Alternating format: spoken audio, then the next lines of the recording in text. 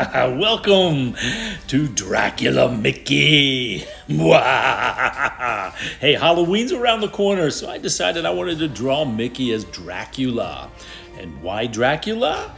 Well, because he's the most widely known vampire, especially from a book by Bram Stoker. He made it popular. But I'm going to start off with a circle right about in this area. This is an 8.5 by 11 piece of paper. And I'm using a soft graphite type mechanical pencil this time. And we're going to go ahead and draw a little gesture line right in this area. And wait till the end, so I'm going to finalize this drawing with some accentuated line work. And now I'm going to draw in the figure here. Get an idea of the gesture of what I want through this center line here. Get an idea of where his legs will be. And I'm also going to figure out where his arms should be.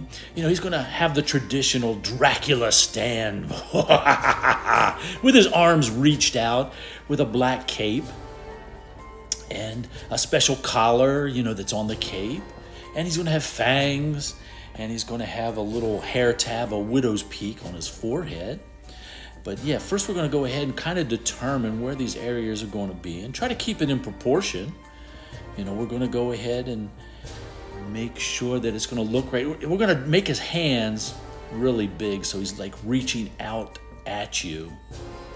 You know, Dracula was really a historical figure, but the tales go back to ancient Greece. That's where the stories of vampires actually started. We're going to go ahead and cross the circle here into 4 slices, and then I'm going to start with the muzzle just below this line here. That's the top of Mickey's muzzle. It's just a little arch that I'm drawing. And then I'm going to go ahead and put in his nose here. His nose is going to look like a squished grape, you know, something to that effect right there. Did you know that Mickey was actually created in 1928? He first appeared in Steamboat Willie. Yeah, that's when he first appeared in his first cartoon. Now I'm going to put 2 dots here in these little quadrants right here as targets for his upper lip, his actual smile. And I'm going to go ahead and just make a little arc, like the shape of a C, an upside down C. Kind of like put his dimples in the corners there. Little arcs that go in the opposite direction. And I'm going to put a little guideline up at the top here for his eyes. And get an idea that this is how big I want his eyes. Now I'm going to go ahead and start kind to get both of them that look similar to each other so that they look all lined up. I'm going to start at the top and then come down to the bottom part there where I put a vertical line in the circle and try to keep them 2 squished eyeballs consistent with each other. So go ahead and kind of fill that in. Now remember, this is just a rough drawing. I'm going to finish off the drawing at the end here with some nice line work and stuff like that. Now we're going to put his eyeballs in there, which are basically circles. They're kind of in together here into the inner eye lines there. Now Dracula has to have fangs. So I'm going to place the fangs probably on that upper lip there, right about the same distance of the nose, the sides of the nose. So let's go ahead and give him little fangs right here on the upper part of his lip. Kind of get an idea that, you know, I don't want to make them too big, but just the indication that it's Dracula. Dracula has fangs. Actually, Dracula has fangs, a black cape, and a widow's peak. Those are like the basic 3 distinctions of the character. Now I'm going to go ahead and put the bottom part of his mouth in, the bottom lip, and then right below that I'm going to put his bottom lip, which is basically the same distance around the upper part. I want to keep it consistent there. And then his tongue is basically just 2 swoops of a line, and then you got his tongue right there. All right, it's come together fine, still loose. Now we're going to go ahead and do an important part of Dracula. And that's what they call the widow's peak. That's one of the main characteristics of Dracula. Actually, back in the 18th century in England, according to folklore, the widow's peak, where a woman may have had the hair come down on their forehead and show a little spike there, it was considered that they would be an early widow. It's just folklore, no truth to the matter.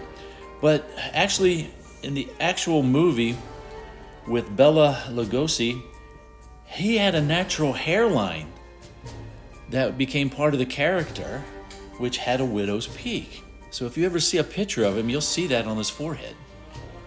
But that's one of the characteristics of Dracula. And we're going to go ahead and kind of make it a little menacing with the eyebrows like that. And we're going to see how the widow's peak comes. Now I'm going to go ahead and figure out his mask right here. And we're going to go ahead and make these two lines that come around, and also keep the same distance around the circle for his eyes. We want to keep them the same distance.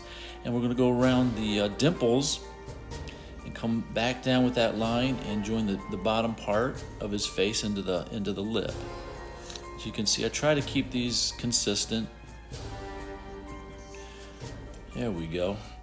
Now let's go ahead and figure out his ears. Now what I'm doing here is I'll take my pencil and just get like half the distance of the circle for his face and kind of mark off where his ears should be.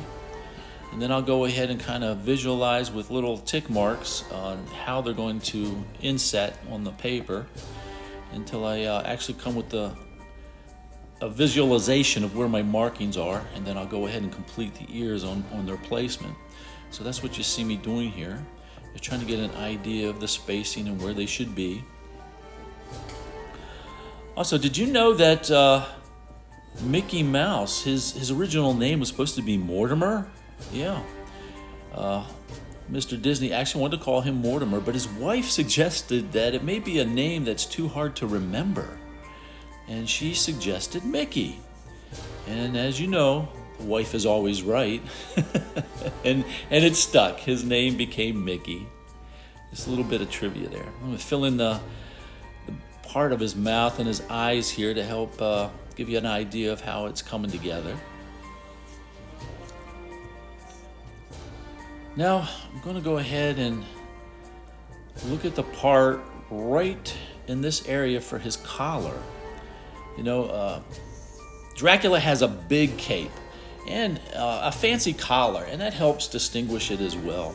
So I'm trying to get an idea of where I should put this collar by coming out with these lines. Again, I'm just kind of forecasting where it should lie. And then come down into the side of the cheeks here.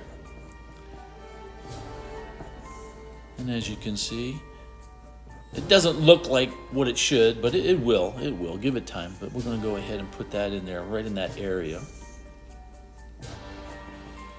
Again, I'm still messing around with the lines so I can get an idea of how I want this to lay. I can change it later. Now, let's go ahead and look at his tie. We're going to go ahead and just put a kind of like a blocky circle down below his mouth. That's going to be the knot for his tie. And then we're going to go ahead and put the sides of it, of the actual tie, and then put it there, and maybe a few lines for the creases to get an indication that that's going to be the tie. And let's go ahead and follow this line down here. Well, I don't know. Maybe we'll go with the arms. I think I'm going to go ahead and stick the arms out. Get an idea of where I want his arms to go. I'm going to place them straight out like that. And then I'm going to go ahead and get an idea of, the thickness of it. So you want to get an idea of basic shapes here, such as cylinders and circles and stuff, to get an idea of, where it should go. And then I'm going to go ahead and continue with his cape. I got an idea of where his arms should be. So I'm going to go ahead and put his cape draping over his arms. That's basically what that's all about. And then we're going to go ahead and maybe put a little crease here and a little fold over here to give me an idea of how it's going to lay on his arms.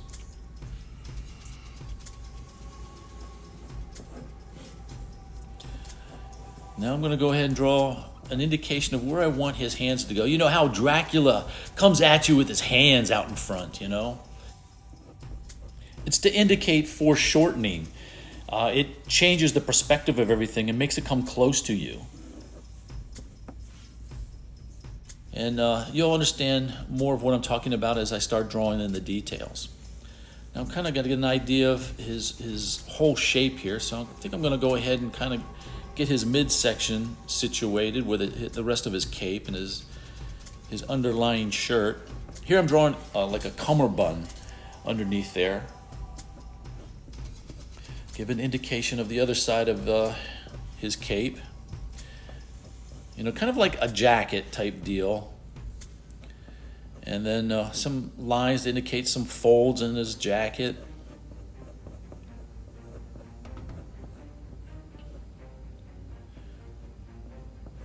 You know, you can still play around with this. You can do it many different ways, but you kind of, when you put the lines down, you can start visualizing where things should lay.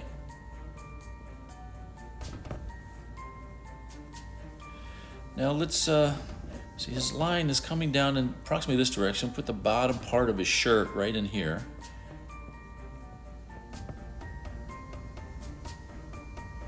Put some buttons on there. All right, now kind of give an indication of where his legs should go.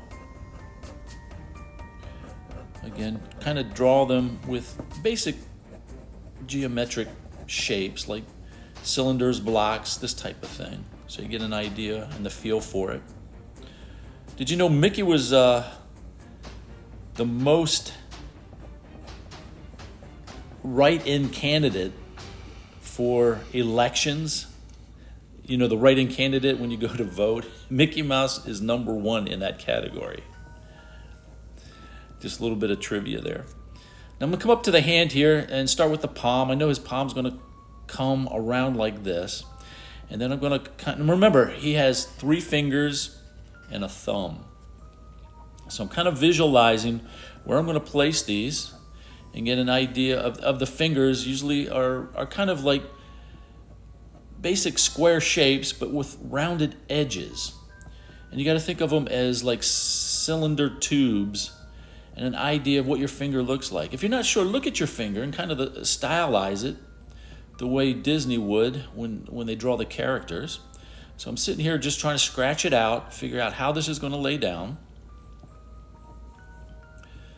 And again, it's going to be reaching out at you.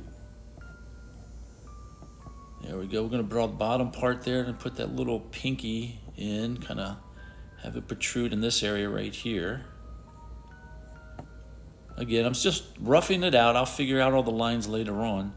But I'm trying to mostly look at the proportion, and I'm looking all over the place. I'm looking up, down, sideways. I'm always comparing the lines that I draw in comparison to where I laid the last one. You know, and I'm just kind of nitpicking here, trying to figure out where I'm going to put his arm. And it just kind of lays right in there because I kind of foresaw where all this is going to lie. And then there's the inner sleeve right there. Now I'm coming over to the other side here again. And I visualize where his palm's going to be, and it's going to be bigger, his hand, so it looks like it's reaching out closer to you. I'm going to start up in this area with his thumb.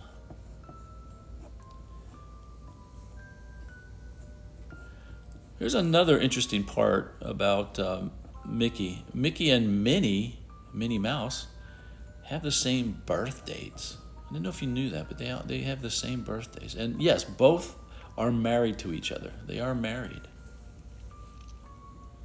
And actually, I believe Pluto, the dog, Pluto, originally belonged to Minnie, but later on, as time went by, Mickey ended up owning Pluto. I don't know how that happened, but if you follow storylines on their little cartoons and stuff like that, it just kind of shifted.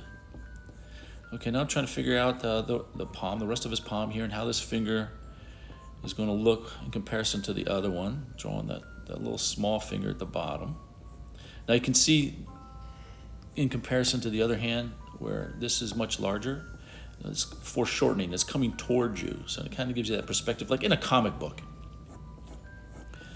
Trying to nitpick the lines here and now figure out where his hands must be. Now I put that line there to indicate like he wears gloves.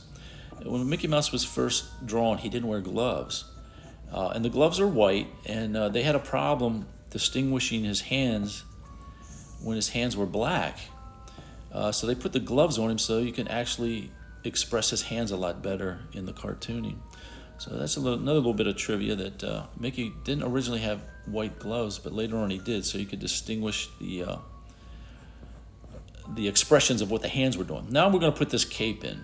I'm visualizing how the cape's going to lay down and where his feet are going to go. His feet are very easy. They're just kind of like squished circles. And you kind of figure out where his ankle is connecting to it. And then trying to get an idea of where it lays. And then put the top part of his shoe there.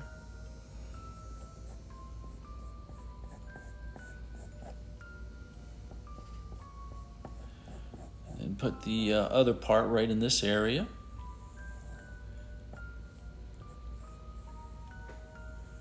Again, just kind of figure out where the lines will go. We'll go ahead and work on them later. Trying to make this video as short as I possibly can.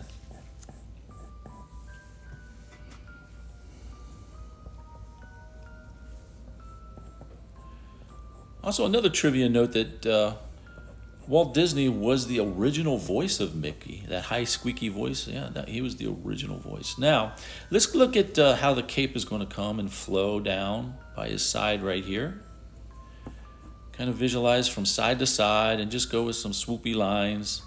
And then again, maybe put a fold on the edges here. And maybe some lines on the inside of the cape to give it an idea of where it swoops.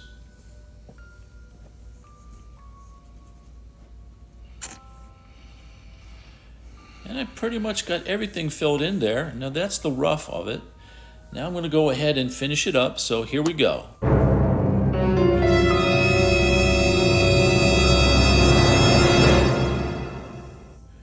Well, here you go. It's the final product. I hope you like the line work. You know, it's accentuated lines which go from thin to thick. And I appreciate you guys watching this video. Hey, if you liked it, hit like, give me a comment, and subscribe. Until then, happy Halloween.